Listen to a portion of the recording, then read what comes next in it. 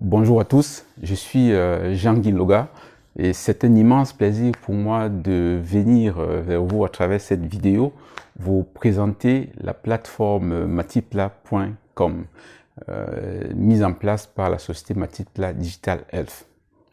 Qu'est-ce que c'est que Matipla? Matipla, c'est d'abord une idée, Matipla, c'est un projet et enfin Matipla, c'est une entreprise qui ambitionne d'apporter sa contribution dans deux secteurs assez essentiels. Le premier, c'est la digitalisation de l'information santé. Le deuxième, c'est l'optimisation du parcours de soins. Quand on parle d'optimisation, c'est tout ce qui va entrer dans l'anticipation, la coordination, l'échange d'informations dans toutes les phases de la maladie.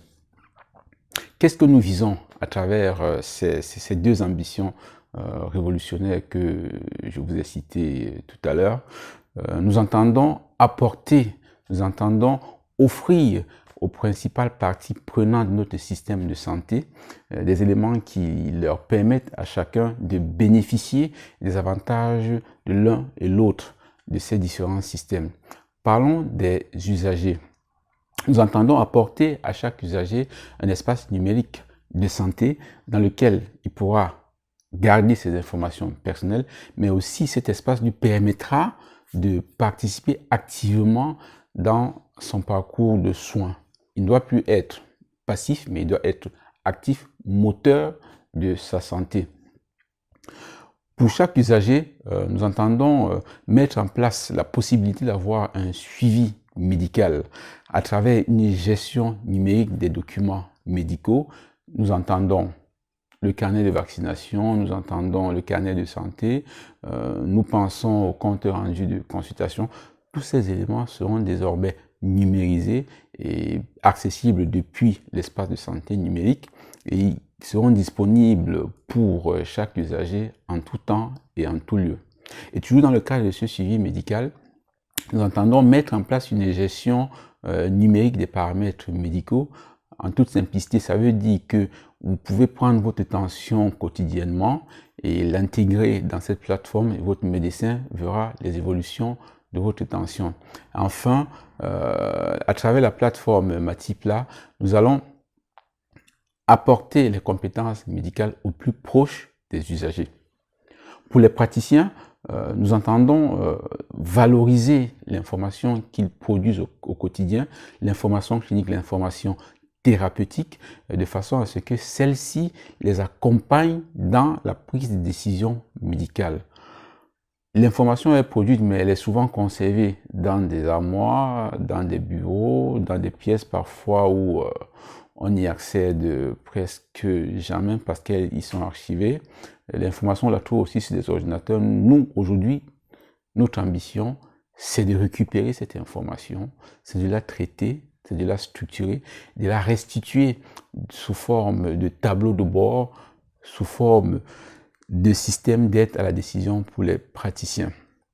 Toujours pour les praticiens, nous entendons mettre en place la possibilité, voire renforcer même la possibilité du suivi médical à distance des patients. Nous savons qu'aujourd'hui, par exemple, l'hôpital devient de moins en moins un lieu d'hébergement.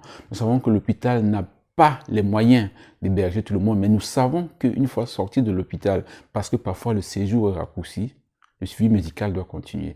Donc on donne la possibilité aux patients de continuer à faire le suivi médical. On donne la possibilité aux praticiens de continuer à suivre le patient après une hospitalisation et même de suivre des patients à risque qui vivent avec des maladies chroniques ou des affections de longue durée.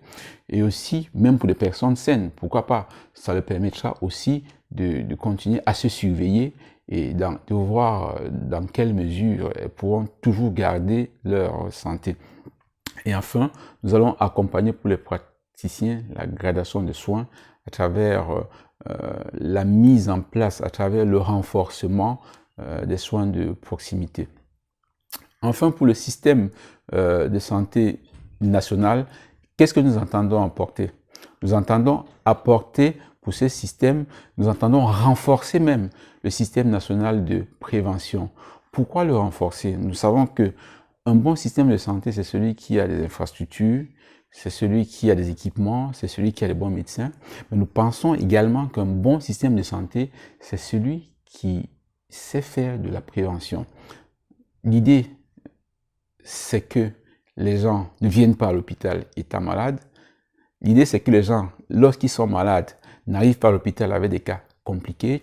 L'idée, c'est d'anticiper sur des cas compliqués. Mais l'idée aussi, c'est de suivre et d'accompagner les personnes vulnérables que sont les femmes enceintes et que sont les enfants, que sont les personnes âgées, mais que sont aussi ces personnes-là qui sont parfois éloignées de notre système de santé. À travers la prévention, nous allons leur apporter l'information ciblée, adéquate, disponible et de façon permanente, de telle sorte que la prévention ne devrait plus être quelque chose qui va se faire à la semaine ou au mois, c'est quelque chose qui va se faire au quotidien. Enfin, notre objectif aujourd'hui, c'est de pouvoir participer à l'élargissement de la carte sanitaire. Nous n'allons pas construire les hôpitaux, ça cela relève des pouvoirs publics, mais nous allons pousser l'hôpital dans les zones où physiquement on ne peut pas aller, c'est-à-dire qu'avec le numérique, nous allons amener les compétences médicales dans des zones reculées pour permettre à tous ceux qui y vivent de continuer à y vivre tout en bénéficiant eux aussi de l'expertise médicale que l'on peut trouver dans les grandes villes.